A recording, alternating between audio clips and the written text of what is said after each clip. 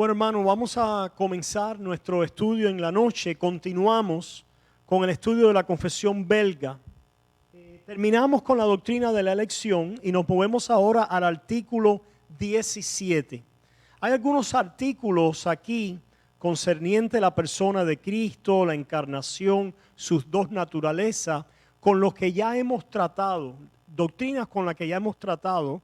Vamos a, por si alguien nos está siguiendo y ve que saltamos o no tocamos algún artículo, es porque ya lo hemos tratado en otro momento y sé que hemos tratado con las doctrinas de la persona de Cristo, la Trinidad, sus dos naturalezas, etcétera, recientemente. Si no me equivoco, no sé si fue bajo los atributos de Dios, cuando tratamos algunas de la reseña histórica que hicimos y los herejías de los primeros siglos, no me acuerdo exactamente dónde, pero bueno, no vamos a repetir, ¿verdad?, lo que hemos cubierto. Venimos hoy al artículo 17. El artículo 17 se titula La recuperación del hombre caído. Vamos a darle lectura a este artículo, bien sencillo y conciso, que nos va a llevar una vez más a el protoevangelio, a la caída y cómo Dios inmediatamente responde a la caída del primer hombre con la promesa del evangelio. Dice: creemos que nuestro buen Dios, por su singular sabiduría y bondad, viendo que de esta manera el hombre se había arrojado a la muerte corporal y espiritual y se había hecho totalmente miserable, pasó a buscarlo, cuando temblando huía de él, y le consoló, prometiendo darle a su hijo, el cual nacería de una mujer, a fin de quebrantar la cabeza de la serpiente y hacerle bienaventurado. Aquí vemos el plan, verdad, y la promesa y de Dios de recuperar al hombre que había caído. Se resaltan los atributos de la sabiduría y la bondad de Dios. La sabiduría en este plan de redención, ¿verdad?, que dice la palabra, son cosas que no ha subido en corazón de hombre, ¿verdad? Ojo no ha visto, oído no ha oído. Este plan allí en la mente, en el decreto de Dios, por su sabiduría y de acuerdo a su bondad, y de acuerdo a su bondad, a su misericordia, a su amor, viendo al hombre caído. ¿Qué significaba el hombre caído? Por un lado, la muerte corporal.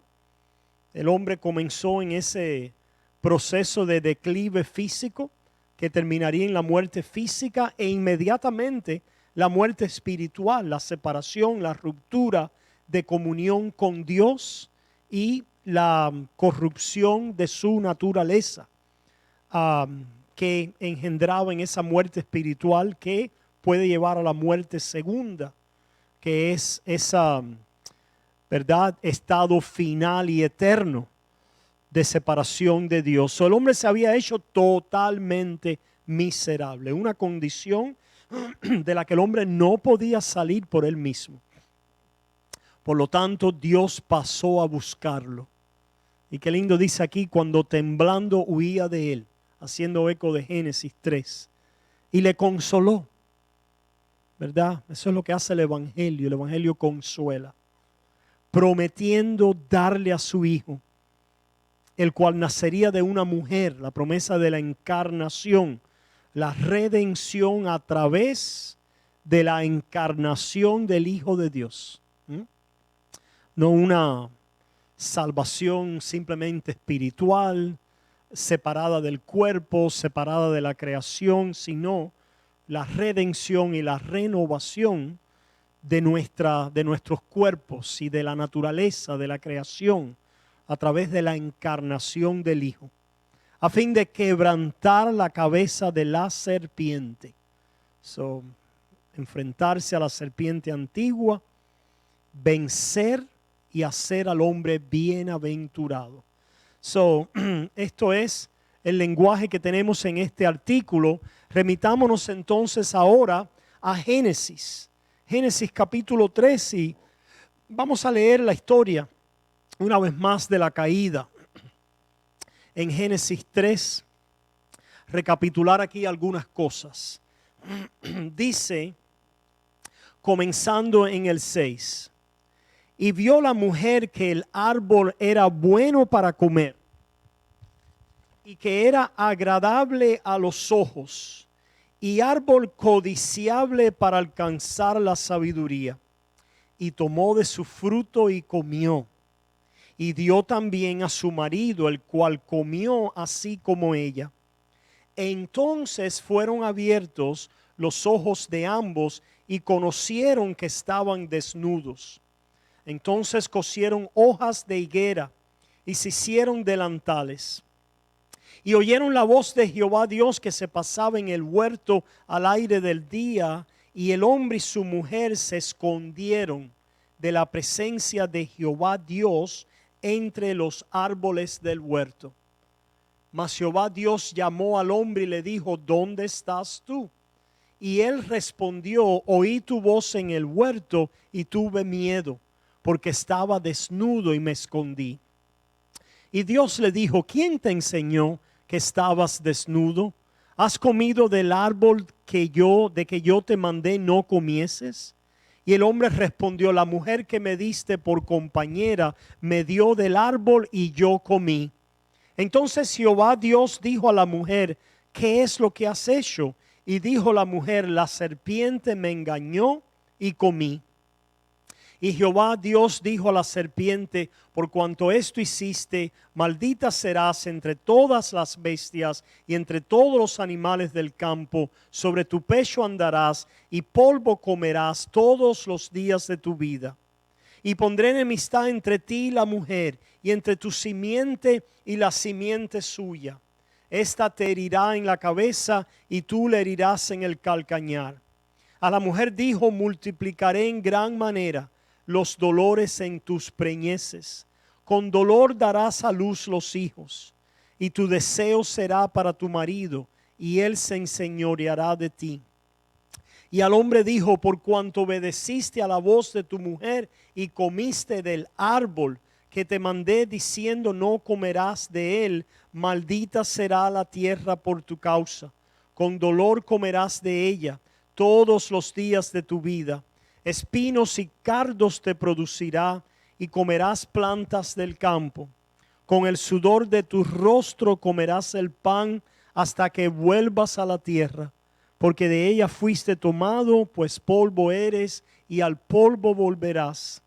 Y llamó a Adán el nombre de su mujer Eva, por cuanto ella era madre de todos los vivientes. Y Jehová Dios hizo al hombre y a su mujer túnicas de pieles y los vistió. Y dijo Jehová Dios, he aquí el hombre es como uno de nosotros, sabiendo el bien y el mal. Ahora pues que no alargue su mano y tome también del árbol de la vida y coma y viva para siempre. Y lo sacó Jehová del huerto del Edén para que labrase la tierra que fue tomado. Echó pues fuera al hombre y puso al oriente del huerto del Edén querubines y una espada encendida que se revolvía por todos lados para guardar el camino del árbol de la vida. Vemos aquí, hermanos, la caída de Adán y Eva. Interesantemente, la primera escena que se nos da es la de la mujer. Y se nos dice que la mujer examinó este fruto, ¿verdad? Le lució agradable a los ojos y codiciable para alcanzar sabiduría. Se fijan, la mujer creyó la mentira de Satanás. Oyó la mentira oyó lo que Satanás, la sugerencia, lo que Satanás estaba diciendo, su mentira, su falsedad, y también examinó el fruto y le pareció bueno. le pareció, ¿verdad?, algo codiciable para alcanzar la sabiduría, y tomó de su fruto y comió.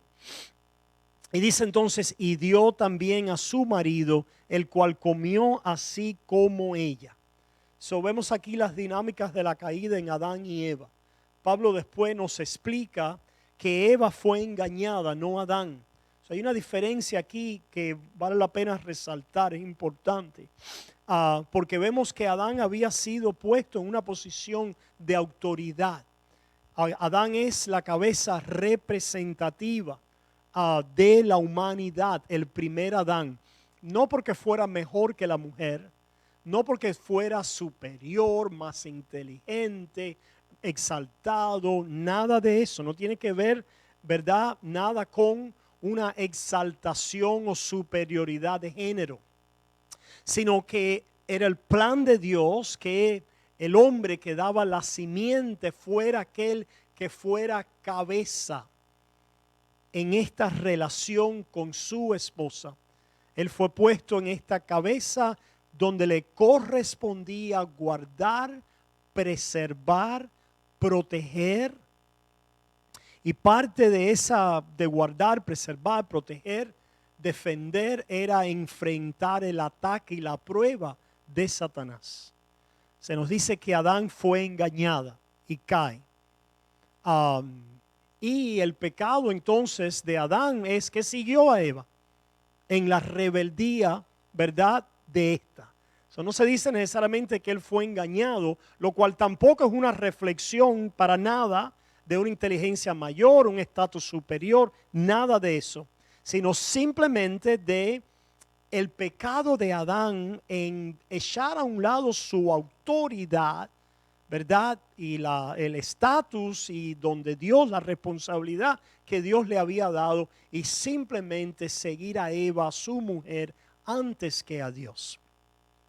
So, de esta manera se dice que los ojos de ellos son abiertos.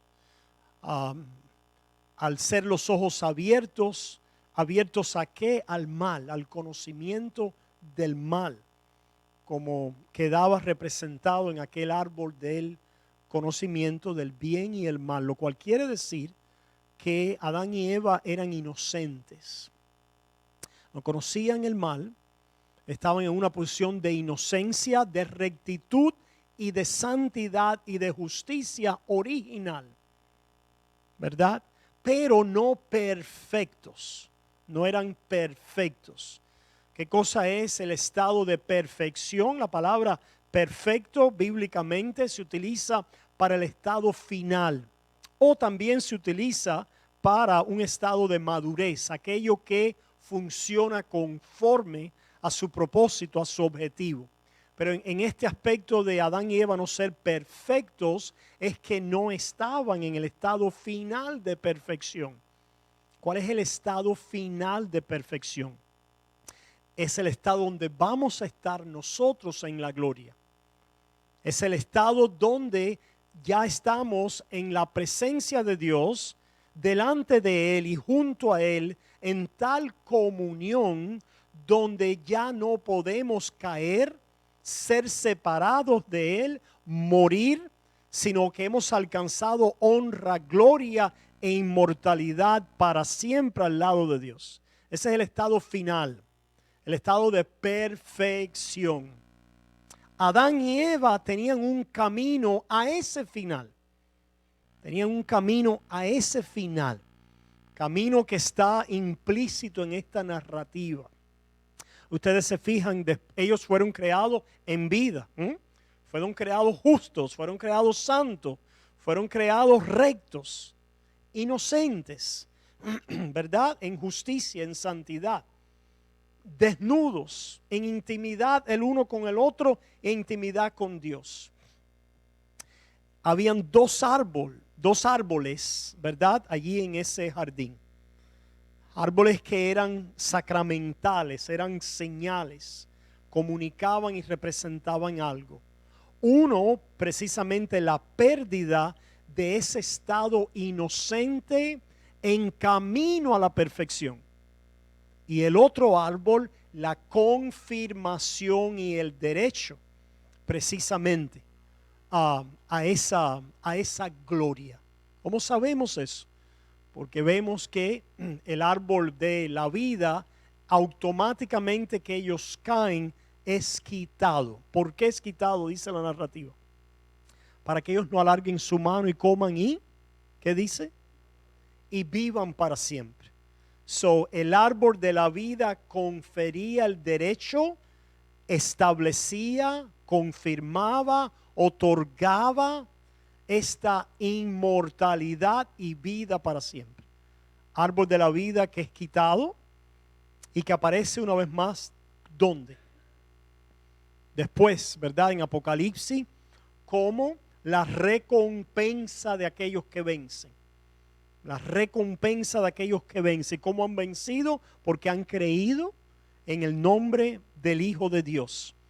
Y ahora nosotros que hemos creído, ganamos derecho, ¿verdad? De participar en el árbol de la vida, de comer de él, de esta manera alcanzar, ser confirmado para siempre en esta felicidad de honra, de gloria y de inmortalidad en la presencia de Dios. ¿Se fijan? Sí.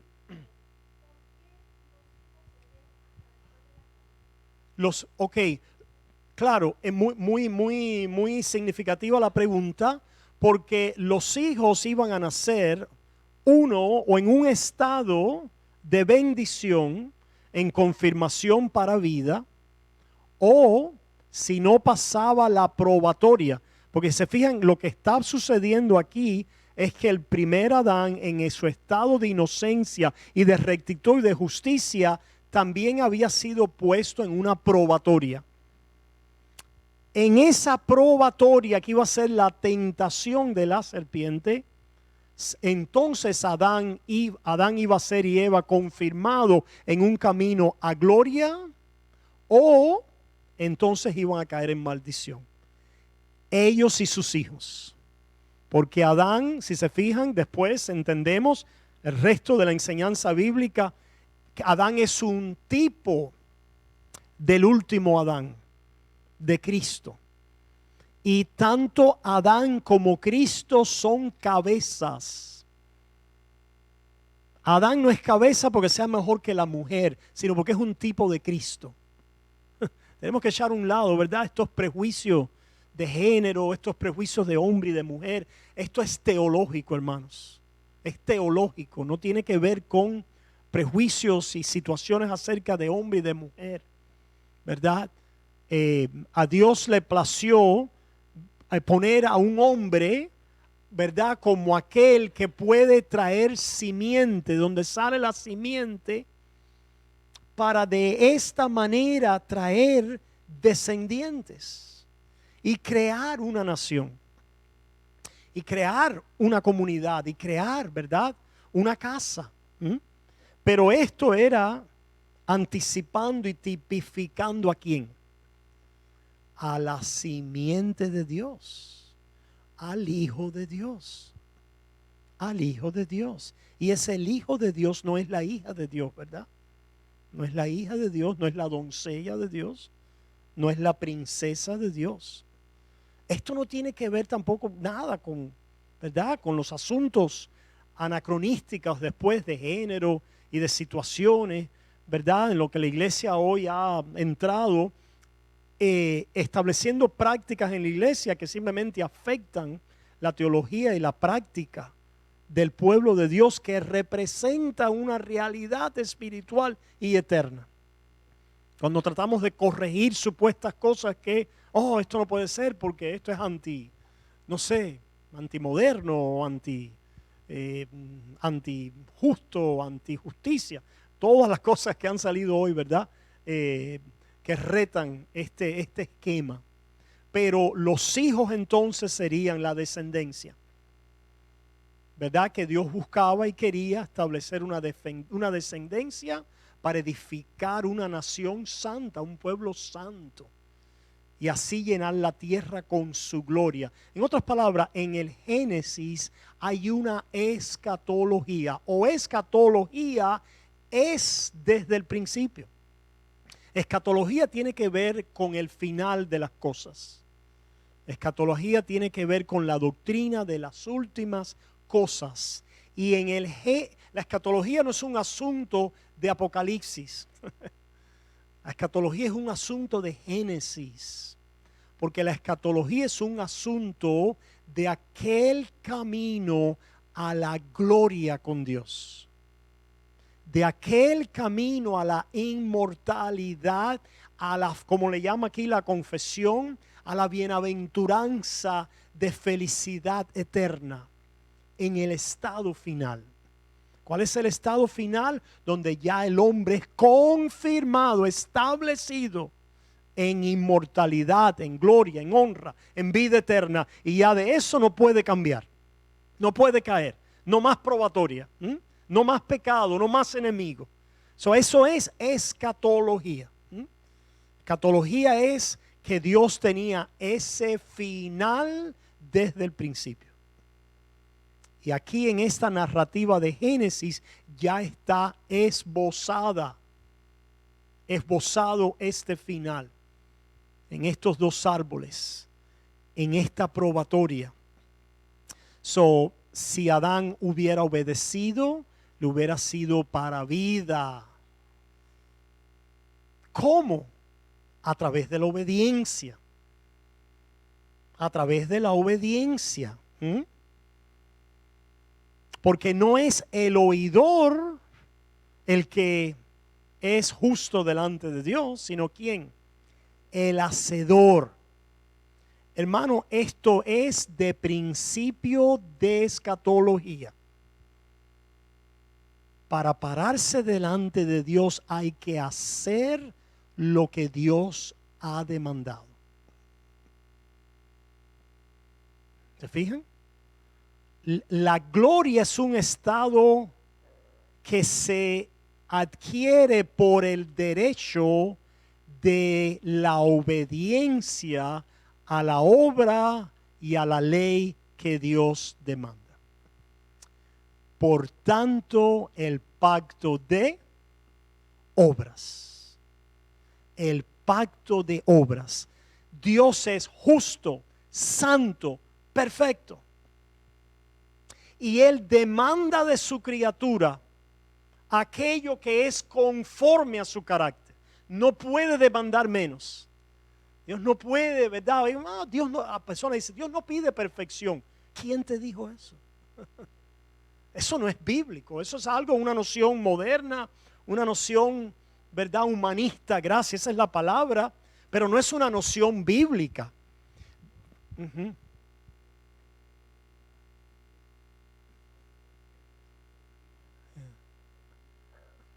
En santo. Eso es una aberración de un instinto, ¿verdad? Pero fíjense qué interesante. Debemos empezar por la noción correcta, ¿verdad? De que el derecho al árbol de la vida y la recompensa de vida es por obras.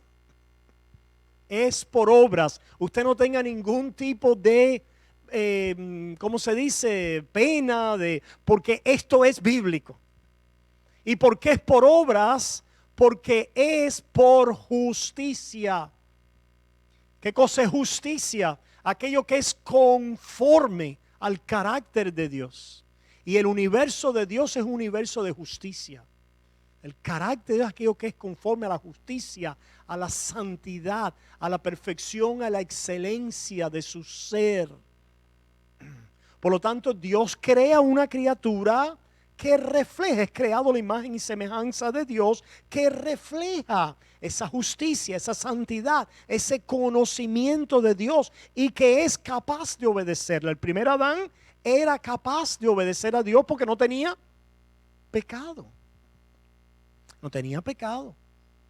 Aquel primer mandamiento es allí en él está implícito, en ese primer mandamiento, que si él hubiera obedecido, se por la obediencia, es el pacto se le ha llamado el pacto de obras, le podemos decir, y yo he utilizado a veces diferentes nombres y calificativos, el pacto de justicia, el pacto de obediencia, otros han dicho el pacto creacional, Lo que no cabe duda es que Adán fue llamado a obedecer el mandamiento de Dios. Mandamiento que sobre esa obediencia le hubiera sido dado el derecho a la recompensa, comiendo del árbol de la vida para la honra, la gloria y la inmortalidad. Cuando Romanos 2 dice que no es el oidor, sino el hacedor, el que es justificado delante de Dios, no está, ¿verdad?, diciendo algo, está simplemente llevándonos al principio. Está estableciendo, rearticulando que para pararse delante de Dios hay que pararse sobre la obediencia que es conforme a su mandamiento. Para pararse delante de Dios, porque nadie puede pararse delante de Dios que no sea conforme a la obediencia que Él ha pedido, conforme a ese pacto original en la creación, que se le llama entonces el pacto de obras. Muy importante, ¿verdad?, mantener esto en mente. ¿Qué es lo que sucede con el primer Adán? Que falla, que no obedece el mandato de Dios. Y decíamos que en este mandamiento, si se fijan, está allí en simiente latente la ley de Dios. Porque el obedecer a Dios en no comer del árbol era ¿por qué? Por reverencia, por amor, ¿verdad? Era una obediencia de amor a Dios y también de amor al prójimo. Porque si tú al desobedecer caes y te hundes en la muerte, tú, tu esposa y tu progenitura, tus descendientes, no has amado a tus descendientes, a tu prójimo de una manera correcta. Implícito ahí en el primer mandamiento está la ley de Dios. Ley que es resumida en ama a Dios y ama al prójimo. Después vemos cómo en la caída es afectado este hombre en lo vertical y en lo horizontal. Huye de Dios, ya no confía, no le ama, ¿verdad? No está en paz con Él, sino está en enemistad con Él, huyendo y temblando en terror delante de su presencia y en vergüenza y en culpabilidad. Y también ha venido un problema también relacional en lo horizontal. La mujer que tú me diste, ¿verdad? La mujer que tú me diste. Todo ha quedado en enemistad. Esas consecuencias de lo que es afectado muestra lo que estaba implícito en el primer mandato. Ahí estaba la ley de Dios, la ley de amor a Dios y de amor al prójimo, y el primer Adán desobedece. Al desobedecer queda, como dice la confesión, en un estado miserable. Otras palabras, queda en un estado del cual él no se puede recuperar, no se puede rehabilitar. Hermano, y esta es ¿verdad?, la profundidad y la esencia del cristianismo, ¿verdad? El primer Adán fue creado con la capacidad de actuar conforme al pacto original de obras. Y el pacto original de obras refleja la ley y la naturaleza de Dios. Una vez que este primer hombre cae, se ha arruinado y ya no puede jamás rehabilitarse sobre la base de las obras. En otras palabras, el primer Adán ha quedado esclavizado y condenado bajo la ley. Muerte, un estado de muerte. Es un estado del cual él no puede rehabilitarse. Para rehabilitarse, ¿qué es lo que Dios demanda? Dios no deja de pedir lo que pidió al principio. ¿Qué es lo que demanda y lo que va a articular después en la historia de la redención? Que Dios demanda su ley. Su ley. Después Dios va a amplificar aquello que le pidió al primer Adán. Va a desglosar. Es como la ecuación ¿Qué quiere decir x al cuadrado? X. Y alguien puede poner y desglosar la ecuación. Pues en el primer mandamiento, ¿verdad? Dios le pide la ley al primer Adán en aquel pacto original y ahora a lo largo de la historia le desglosa la ecuación de su justicia explicada, ¿verdad? En la ley. Esto es lo que yo pido de ti. Mira esto y esto. Para poder ganar el derecho al árbol de la vida, para poder entrar en la herencia eterna, para poder venir al escatón, para poder habitar mi universo de gloria y de felicidad, hay que obedecer y cumplir lo que yo demando y pido desde el principio, que ahora explico a lo largo de la historia y con el ejemplo y la ilustración tipológica, real e histórica del pueblo de Israel. Pero ¿qué es lo que Dios hace? Entonces, en esta condición del primer Adán caído, y por lo tanto toda su descendencia, porque este primer Adán fue puesto como cabeza representativa. ¿Qué quiere decir representativa? Que sus acciones, ¿verdad?, influenciaban y tenían repercusión sobre todo el resto de su descendencia. Lo que él hacía, lo hacía por el resto de la humanidad. Y en el pacto de obras cayó y quedó condenado bajo la ley. Quedó bajo la ley condenado. ¿Qué quiere decir? Bajo la ley, esto es, bajo la demanda de las obras que la ley pide, obligado a cumplir, y si no cumple, condenado. Y así nace toda la humanidad condenada porque el primer Adán no cumplió y nadie cumple. Y por lo tanto la penalidad de la ley es la muerte física y eterna y espiritual, ¿verdad? Y espiritual, que puede degenerar en la muerte eterna si no fuera porque Dios actuó, ¿verdad? ¿Y cómo actuó? Actuó entonces prometiendo una liberación. Prometiendo una liberación que tiene que ver con otra simiente. ¿Se fijan? Ahí comenzamos el estudio de la tipología en esta serie que ya estamos terminando los domingos. La simiente de la mujer. En otras palabras, no es que te voy a dar una nueva oportunidad, no es que voy a darles unos principios para que ustedes se rehabiliten, no es que voy a darles un poder para que ustedes puedan cumplir. No, va a venir otro Adán que va a entrar en la misma posición del primero. En la misma posición del primero. ¿Cuál es la misma posición del primero? Delante de las demandas de la ley de Dios. Y en la probatoria del primer Adán, que es delante, enfrentando a la serpiente antigua. ¿Se fijan? Es lo que sucede con Jesús. Es nacido bajo la ley, así como nació el primer Adán. Obviamente el primer Adán no bajo la ley mosaica, sino bajo el pacto de obras, bajo aquel mandato, bajo aquel principio de obras para la herencia.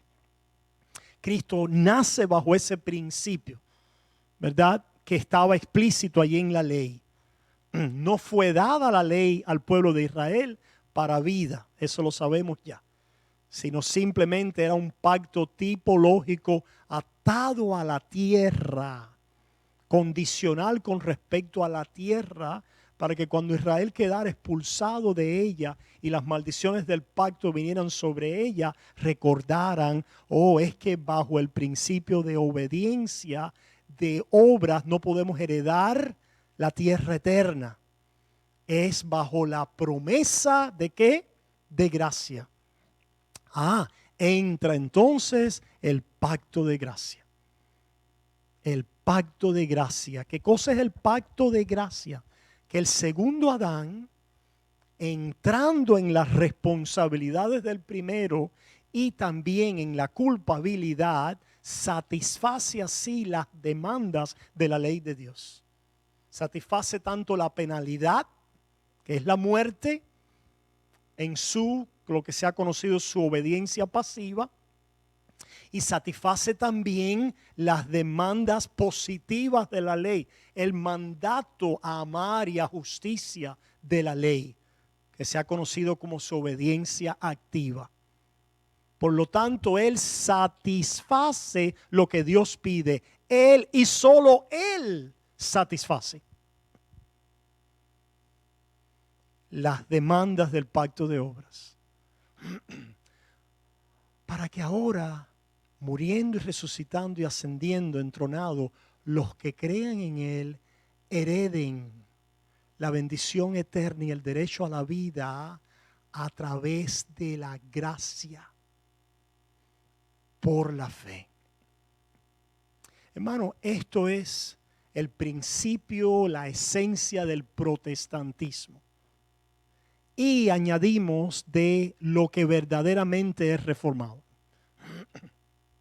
Lo que se puede llamar reformado es aquello que está basado en el entendimiento de los dos pactos. El pacto de obras y el pacto de gracia.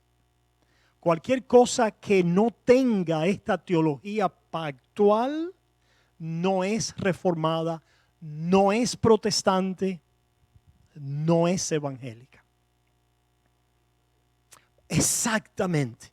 Y entonces entra toda desviación de una manera u otra. ¿Qué estamos hablando aquí? Cuando no hay un correcto entendimiento de los dos pactos, de ley y de evangelio.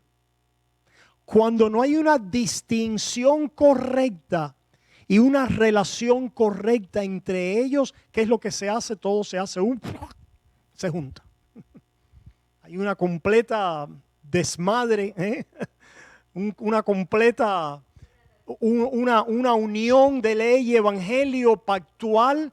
No se entiende los caminos y el conocimiento de Dios a la bendición. ¿Y qué es lo que tiende a hacer el hombre? A decir, bueno, Dios le pidió obediencia al primer Adán y ahora me la pide a mí también. Para yo cumplir la obediencia y de esta manera ser bendecido y salvo. Y la gracia es simplemente una ayuda de Dios para poder obedecer y de esa manera que Dios me mire a mí y me reciba sobre la base de mi obediencia. Eso, ¿verdad? De una manera simplística, pero básicamente describe los muchos sabores de aquellos que no enseñan, actúan y son consecuentes con las dos cabezas federales y con la teología bipactual de pacto de obras y pacto de gracia, que por supuesto está contenida en el pacto de redención, que es el pacto desde antes de la eternidad, ¿verdad? Allí en el seno de la Trinidad, de salvarnos a través de esta disposición. Todo esto, hermanos, este final lo tenemos esbozado, ¿verdad? Aquí en Génesis ya. Lo tenemos esbozado en estas promesas, en esta probatoria, en esta situación de vida y después de muerte, en estos árboles. Todo allí está esbozado, explícita o implícitamente. Lo cual también sabemos, regla de interpretación es no solo lo que está explícito, sino también lo que podemos deducir lógicamente de un pasaje e interpretando escritura con escritura. Nos lleva, ¿verdad?, al conocimiento de Dios. Y estas son las piezas que tenemos en Génesis que nos presentan un final. Aquí en Génesis está el final. Y está el final planteado en términos de obediencia y la recompensa del árbol de la vida. La figura se va llenando y nos lleva entonces a la enseñanza de que el primer Adán era un tipo. Romanos 5 y 1 Corintios 15. ¿De quién? Del último Adán, de Cristo Jesús, ¿verdad? Y que el último entonces entra bajo las mismas condiciones y demandas para de esta manera rescatar a un pueblo, ¿verdad?, de la miseria en la que habíamos caído. Veamos algunas otras citas. ¿Alguna pregunta hasta aquí? A ver, ¿alguna pregunta hasta aquí? Sí. Adelante.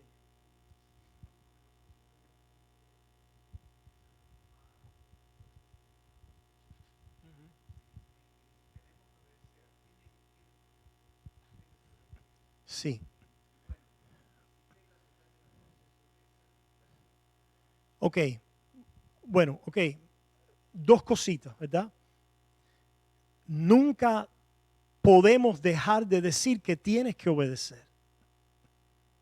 Siempre hay que obedecer. Y estos son los errores de no, ¿verdad?, concertar la gracia de una manera correcta. La demanda a la obediencia siempre es la demanda de Dios a su criatura. Es la demanda a amar. Amar a Dios y amar al prójimo es la ley. No somos antinomianos. ¿Quién es el antinomiano? El que dice que ya no hay que hacer esa demanda. Y yo entiendo, algunos quizás nos han interpretado así, pero no por falta de explicación nuestra, quizás por falta de entendimiento de los discípulos y de los estudiantes, que a veces sucede, ¿verdad?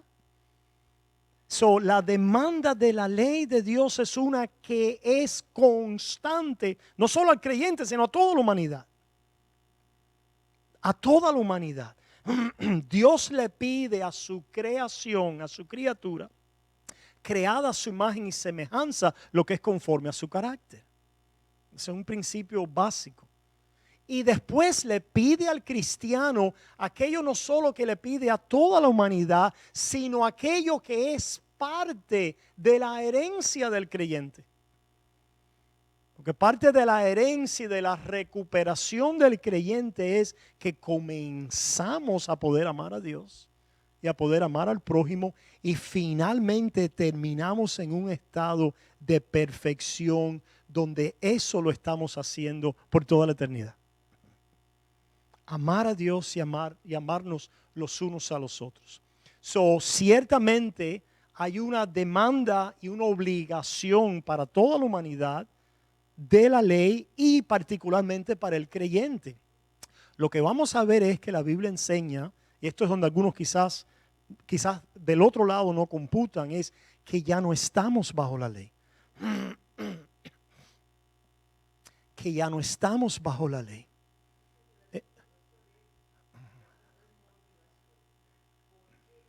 Es gracias, Yole, exacto.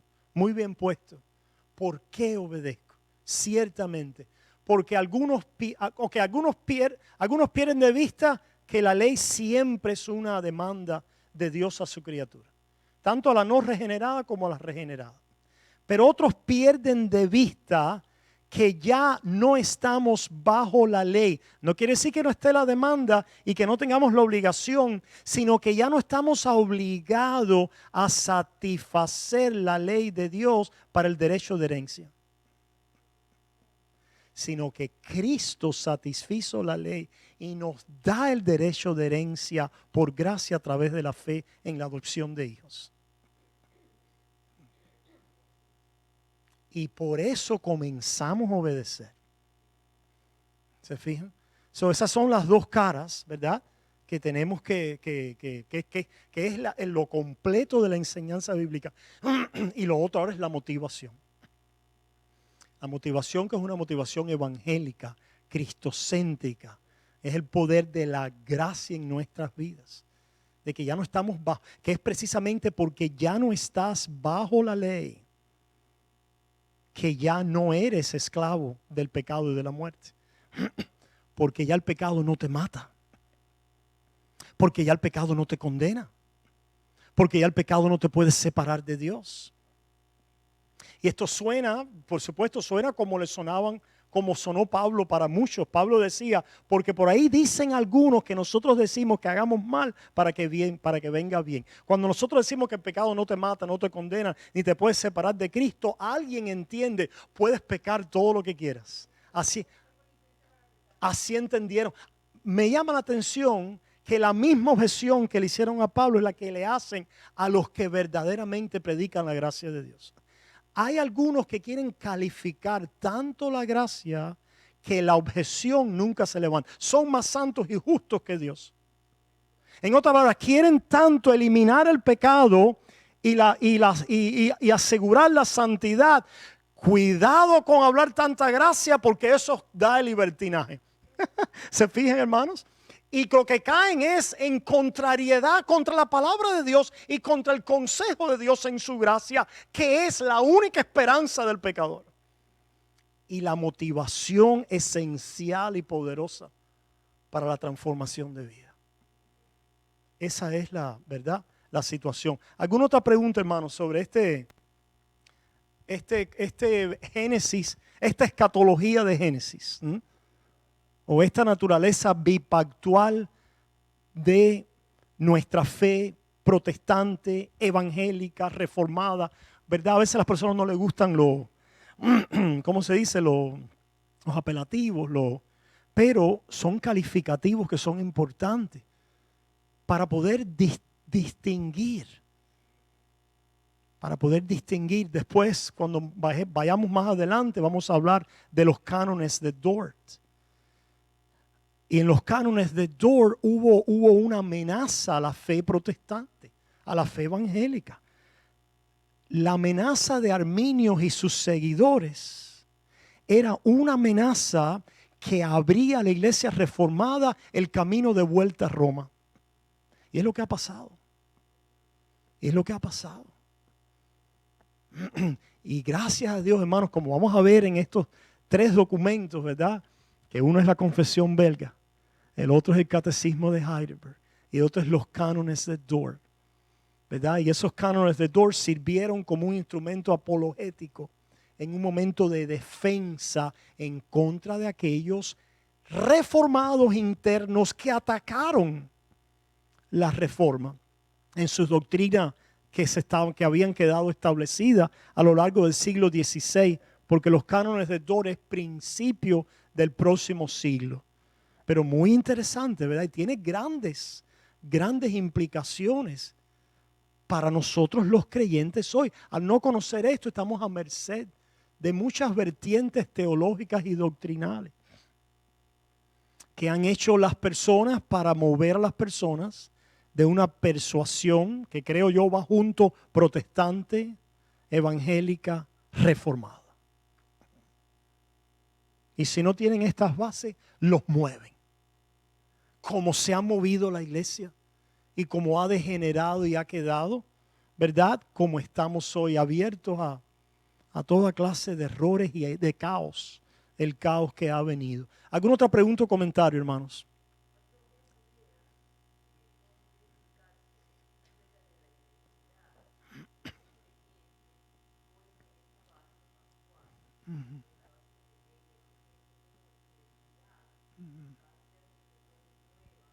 Yeah. Yeah.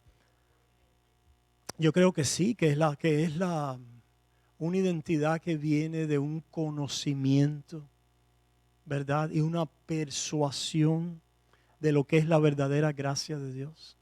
Un entendimiento cabal de las Escrituras, porque esta teología pactual es el entendimiento de las Escrituras. Quizás hay muchos detalles y cosas, ¿verdad? Pero es como los marcos, ¿verdad? Por donde uno navega. Que uno tiene esos marcos y no se sale de ahí. Estas 2 cabezas representativas, estos pactos principales, te mantienen. Puede que haya diferentes sabores y diferentes detalles, ¿verdad? Eso no hay problema, por eso es que hay diferentes. Están los presbiterianos, ¿verdad? Están algunos los anglicanos evangélicos, etcétera, etcétera. Pero hay 2 marcos importantes que nos hacen y nos guardan de salirnos y abrirnos yo diría, al romanismo. En el aspecto histórico es que es abrirnos simplemente a una fe o religión donde implica nuestras obras para pararnos delante de Dios, de alguna manera. De alguna manera. Y han habido ciertamente personas que les ha pasado. Y vemos sus errores de dónde vienen. Por ejemplo, voy a citar a uno que ustedes saben, lo he citado y lo hemos expuesto, es John Piper. John Piper es uno que no cree en el pacto de obras y esto le causa problemas después en la forma en que él argumenta y presenta la salvación. Y por lo tanto después John Piper tiene una obra que se llama Future Grace, Gracia Futura, donde no sé cuántas condiciones futuras hay que cumplir para la justificación final. Y tiene el esquema de la justificación final por obras. Hay implicaciones. Hay implicaciones. ¿Se fijan? So, que nuestras obras van a participar y tienen un rol en el juicio final, no quiere decir que en ningún aspecto, razonamiento o argumento seamos justificados sobre la base de ella. Que las obras sean una evidencia y que las obras sean un testimonio y una confirmación de la gracia no tiene ningún aspecto, factor o rol en la justificación del pecador. Y ahí está el filo del knife, ¿cómo se dice? Del cuchillo. Ahí está el filo del cuchillo. Es un filo, porque corta por ahí. Corta en esa justificación. Aparte de las obras. Justificación que es presente y futura. Justificación donde el juicio de Dios se ha adelantado. Decirte, no hay condenación para ti. No hay condenación, eres justificado por gracia a través de la fe, aparte de las obras, Romanos 4, ¿verdad? So, de ahí para allá hay una doctrina de las buenas obras, etcétera, etcétera. Pero, ¿qué es lo que salvaguarda esto? No es la doctrina de la elección, no es la predestinación. Hay muchos predestinarios, hay muchos que creen en la doctrina de la elección y después se descarrilan en el resto y contaminan el evangelio. Hay algo malo con el entendimiento y la aplicación de la teología pactual. Hay algo malo, ¿verdad? So, ¿alguna otra pregunta? Si no nos movemos ya para terminar, hermanos. ¿Qué hora es? Básicamente, algunos otros pasajes que se nos dan. Nosotros leímos todo la narrativa de Génesis, pero Génesis 22, 18, la promesa a Abraham: en tu simiente serán benditas todas las naciones de la tierra por cuanto obedeciste a mi voz. ¿Verdad? Abraham obedeció la voz de Dios, es la obediencia de la fe. Algunos quieren mezclar, ¿verdad?, en Abraham, que es simple, aquellos que adolecen de esta falta de entendimiento, ¿verdad? Dicen que para poder ser salvo y ser justificado delante de Dios tenemos que obedecer la ley de Dios. Es parte, ¿verdad?, de la fe, va junto con la fe, ¿verdad? Otro ejemplo de esta interpretación, Piper lo tiene al final, MacArthur lo tiene al principio. Donde la fe, cuando usted lee el Evangelio de acuerdo a Jesús, en la obra de MacArthur, la fe y la obediencia quedan, ¿verdad?, unidas de tal manera que no hay distinción entre ellas. No hay distinción. Y una vez más, hermanos, de estos dos hombres de Dios hemos bebido mucho. Y hemos aprendido muchas cosas buenas. Decimos eso y hablamos esto con gran respeto, pero son los dos ejemplos de donde bebe nuestra cristiandad hispana. Porque las obras traducidas vienen de ¿quiénes? De estos dos hombres modernos, ¿verdad? Pero los escritos antiguos y las confesiones, la entrada la tienen a través de estos dos hombres que tienen muchas contribuciones y no dudo que puedan ser hombres, ¿verdad?, de Dios, etcétera. Pero hermanos, a la ley y al testimonio, es decir, a la palabra de Dios, ¿verdad? Y a lo que ha sido revelado al final del día. Al final del día, ¿verdad? La obediencia de la fe. Me acuerdo una vez, íbamos a poner aquí un seminario, ¿recuerdan?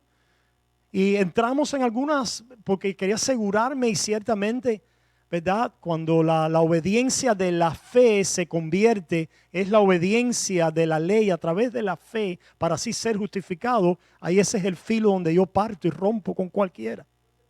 Con cualquiera, es no negociable. ¿Verdad? No es no negociable. Afirmamos que a través de la fe obedecemos, sí, lo afirmamos. Afirmamos que la fe actúa, ¿verdad? Con el amor, sí, lo afirmamos, claro que sí. Pero no mezclamos jamás la fe y el amor, la fe y la obediencia en la ecuación de ser justificados y aceptados delante de Dios, porque la base de eso es la obra del segundo último Adán en el cumplimiento del pacto de obras a nuestro favor.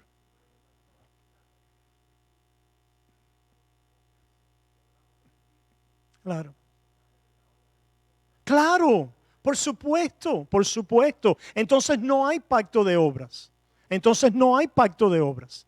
Porque el pacto de obras requiere la obediencia completa, total y perfecta que Dios demanda.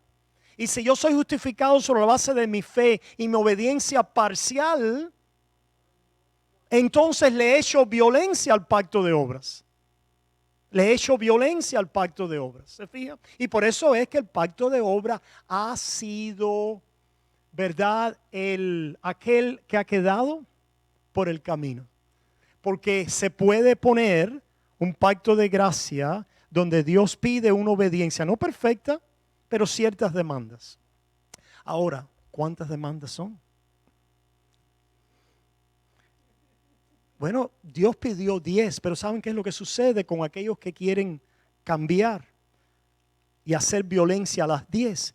Que terminan multiplicando las condiciones. Las condiciones de Piper en Future Grace son varias. Son varias. ¿Cuántas son? ¿Cuánto debo dejar de pecar? ¿Cuánto fruto debo tener? ¿Y qué nivel de perfección y de obediencia? ¿Cuánto es? Y de ahí entonces las prácticas de, si tú no estás dando fruta, te divorciaste, pasado esto, pasaste aquello. Tú no eres un hijo de Dios. No eres un hijo de Dios. El no tomar la cena se puede aplicar a aquel que no se ha arrepentido y que de una manera impenitente continúa en sus pecados. La excomunicación es una práctica real, verdadera y necesaria para salvaguardar, ¿verdad?, la iglesia en ese aspecto. Pero ciertamente si alguien veo algo en que está luchando, en que está teniendo dificultad, ¿verdad?, y está allí fajado con el pecado, como lo estamos todos de una manera u otra, un fragmento en la vida de alguien, ¿verdad? Yeah.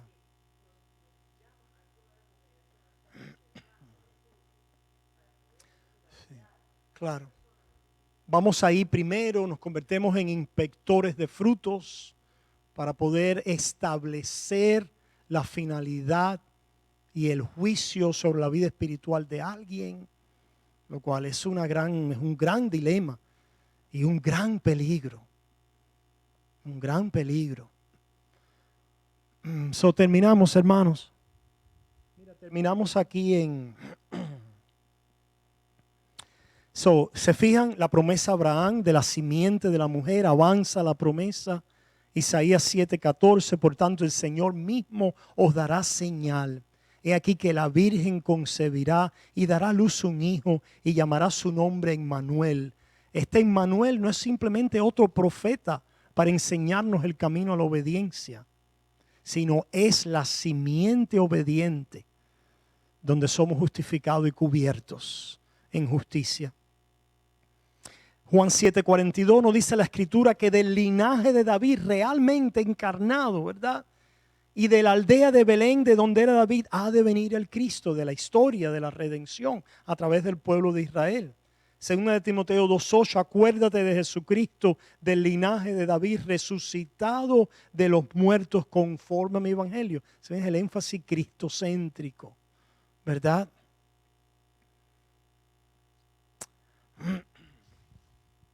Juan 1:14, aquel verbo fue hecho carne y habitó entre nosotros y vimos su gloria, gloria como del unigénito del Padre, lleno de gracia y de verdad. Este es el pacto en su sangre. Terminamos. Gálatas 4:4, pero cuando vino el cumplimiento del tiempo, Dios envió a su Hijo, su simiente, nacido de mujer y nacido bajo la ley. ¿Y qué sigue diciendo en Gálatas 4, 5 y 6? ¿Qué dice? ¿Quién lo tiene ahí? A ver, Gálatas 4, yo leí 4:4. Envió a su Hijo bajo la ley. ¿Se fijan lo importante de que nació bajo la ley? Porque Él va a cumplir la demanda de la ley a nuestro favor. Para que redimiese, para que liberase ¿a quién? A los que estaban bajo la ley. ¿Dónde estaba la humanidad? Bajo la ley. Por eso es que la Biblia enfatiza en el Nuevo Testamento que ya no estamos bajo la ley. El estatus del creyente es que ya no está bajo la ley. El no estar bajo la ley no es que estemos sin ley, por favor. El no estar bajo la ley no es que no haya obligación a obedecer como parte de la herencia y del camino de la nueva naturaleza de los hijos de Dios. Pero el no estar bajo la ley es que ya hemos sido quitados de la condenación de esta. De la obligación a satisfacer sus demandas para heredar. Ahora heredamos no por la ley, no por la obediencia, sino por la fe sola. ¿Me sigue diciendo? Nos redime, nos libera de debajo de la ley para recibir la adopción de hijos. Somos adoptados como hijos, no por nuestra obediencia. No hay nada en ti que Dios vea para decirte, eres algo digno. Esa es doctrina romana. El romanismo tiene el mérito condigno y el mérito congruente. El mérito congruente es un mérito que no se levanta al mérito completo, pero al menos tienes que tener algún mérito en ti mismo para que Dios te recompense. No, Dios justifica al impío. Al impío, ¿se fijan? Él no justifica al que ha comenzado a mejorarse. Él no justifica al que tiene algún mérito. Él no justifica un mérito congruente. Él no justifica ninguna condición en ti de piedad. Él justifica al impío. Al impío, al que está muerto en delitos y pecados, y aquel que carece de la obediencia de la ley. Aquel que nunca en esta vida es conforme a la ley de Dios. Por lo tanto, en su carne es impío, en su carne.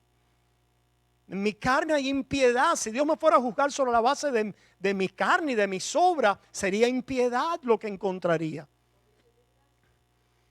Por eso somos adoptados por gracia a través de la fe. ¿Qué sigue diciendo? Adoptados como hijos. Abba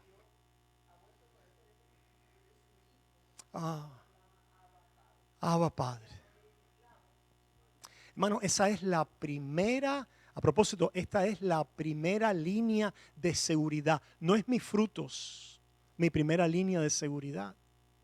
Es Abba, Padre, a través de la fe, como un hijo perdonado y justificado. Que a pesar de mi pecado y en mi peor noche de pecado, el verdadero Hijo de Dios todavía tiene un clamor y un reconocimiento de que es un hijo de Dios y una persuasión de esta realidad a través de la fe. Y todos aquellos que pecaron en el Antiguo Testamento, los hombres de Dios del Nuevo Testamento, esto es doctrina de completamiento, de final, de escatología, de escatón, que ahora decimos Abba Padre, que ahora el temor es echado fuera y el juicio es echado fuera. ¿Por qué? Porque ya hemos sido justificados y Él nos ama aparte de nuestras obras en Cristo Jesús. Por medio de Cristo. Por medio de Cristo, a través de la fe en Él, somos adoptados sus hijos y así como, se fijan, somos adoptados sus hijos y esto se manifiesta experiencialmente en mí por el Espíritu en el clamor de Abba, en este clamor filial de hijo. Y Dios quiere que tenga la seguridad que así como hijo soy un heredero. Vamos a poner nuestro brazo en el árbol de la vida y vamos a comer del fruto por la misericordia y la bondad de nuestro Salvador, conforme al propósito del Dios Padre, Hijo, Espíritu Santo, que nos ha salvado. Esa es nuestra identidad. Por supuesto que ahí está nuestra identidad. Amén, amén. Terminamos, hermanos. ¿Alguna pregunta, algún otro comentario final? Si no, vamos a orar. Peticiones de oración. Les recordamos que este miércoles